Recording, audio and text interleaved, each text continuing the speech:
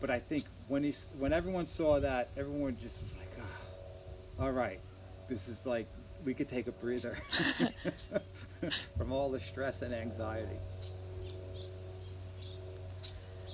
The next is music.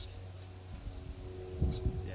What's the question? Just in general? What? No.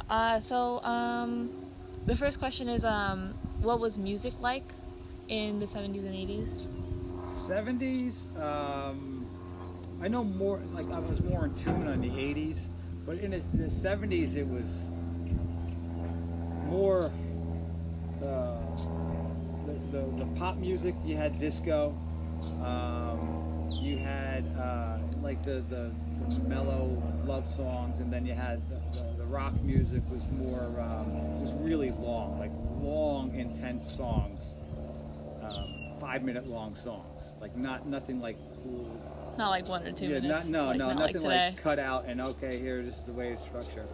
A lot of experimentation on the musical side, particularly on the rock side, and then in the 80s, late 70s, early 80s, you had the punk rebellion, just totally went against all convention of all the music before, and just really loud, really heavy.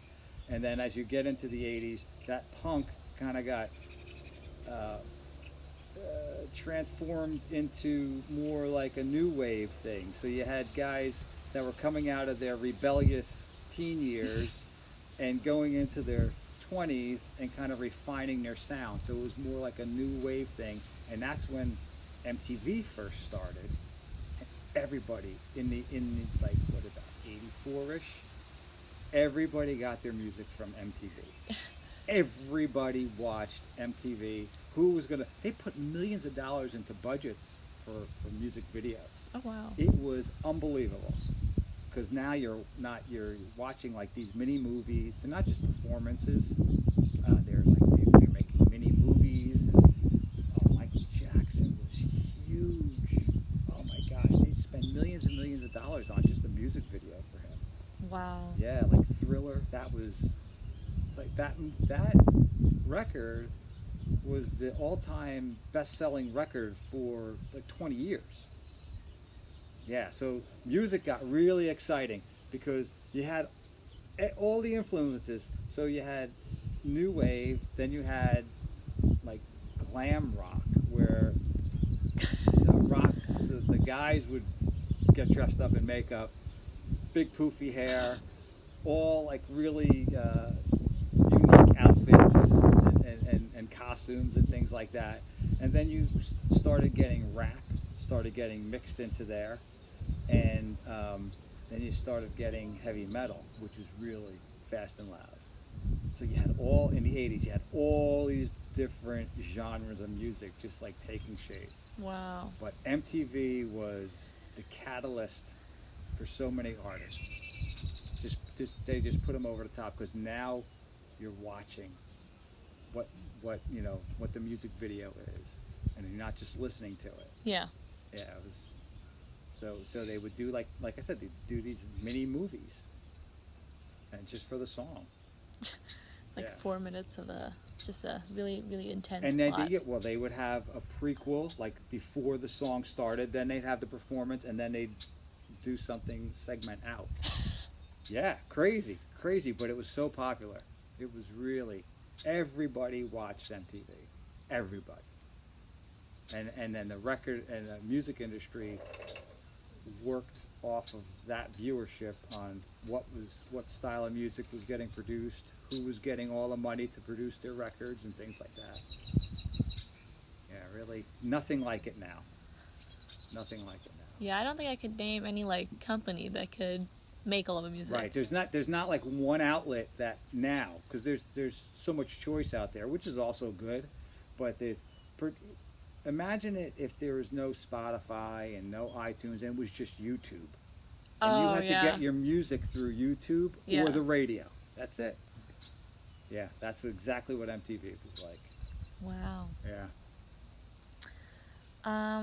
So what was, out of all the groups that you mentioned, what was your favorite group? I liked so many because I liked, I liked they had like classic rock guys like, Tom Petty, and who was just basically just kind of straight rock. He was even popular back then. It's hard to say that one favorite because I listen to a lot of different music. I listen to blues. I listen to a little bit of rap. I listen to the classic, what they call classic rock, like stuff like the Beatles. Okay. I never really had back then. Not really a favorite band. There was a lot of different bands that I liked for a lot of different reasons and for different moods that you're in.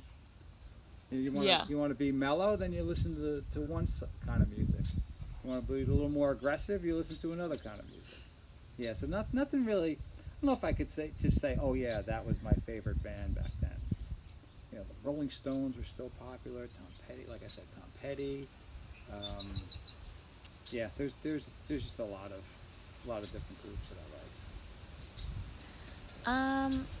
And how do you think the music then shaped the music now? Well, just all those influences. Yeah. So you had like people listening to rap and listening to rock and blues and pop and metal. So I think everyone was so much more open-minded to the different types of music. Or maybe not more, but they were really open-minded to different types of music because each type of music was drawing from its past too. Yeah. So so rap had the that there was rap that was pulling from rock and roll musicians. So Run DMC, big rappers.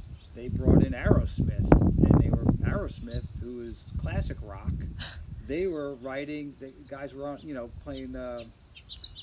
They were taking guitar riffs from Aerosmith and putting it into their rap music. So they basically just made a whole fusion of songs. Yeah, a lot of cross pollination back then from different styles of music, and the sample used to be. It's called the sample. Is when you take the actual piece of someone's music and make it a part of your song. Yeah. So they did a lot of sampling because the technology was good enough where you could do it electronically. You didn't have to do it on a record to sample it in. But that's I really liked it because I like to listen to everything, and back then it seemed like people were more open to listen to whatever back then. Not like, oh, that's rock, I don't like it, or oh, that's rap, I don't like it. Everyone was kind of melding together and pulling a little bit from here and a little bit from there, and you got some really unique music. Yeah. That's really nice. Yeah, it was good. It was good. And now, like, that was they broke the ground for the rest of the artists. So now it's a little more acceptable. It's not so revolutionary, for lack of a better term. Yeah. But back then, it was crazy. Yeah, in a good way. Yeah. In a good way. That's it. Yeah. We're done. That's it? Yeah. That's all? I thought I had another one. No. You sure? Yeah, we did.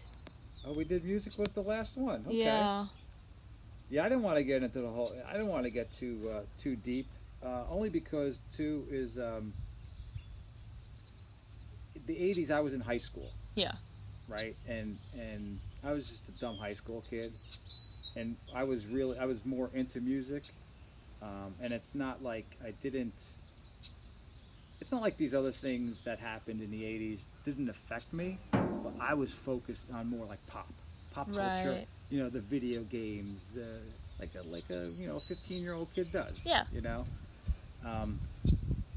But there are standout moments in that list that you just remember them because it's such a huge thing that happens in the world.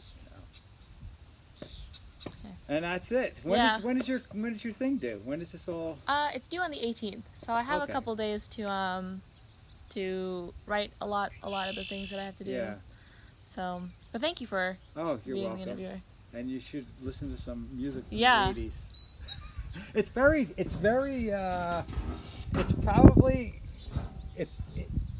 depending on what group you listen to. You listening now, you could probably pick up things that artists are doing now that they're stealing from, The 80s. and Yeah. part of the 90s. Well, I say stealing, I mean, influence. Yeah. Influence, not stealing.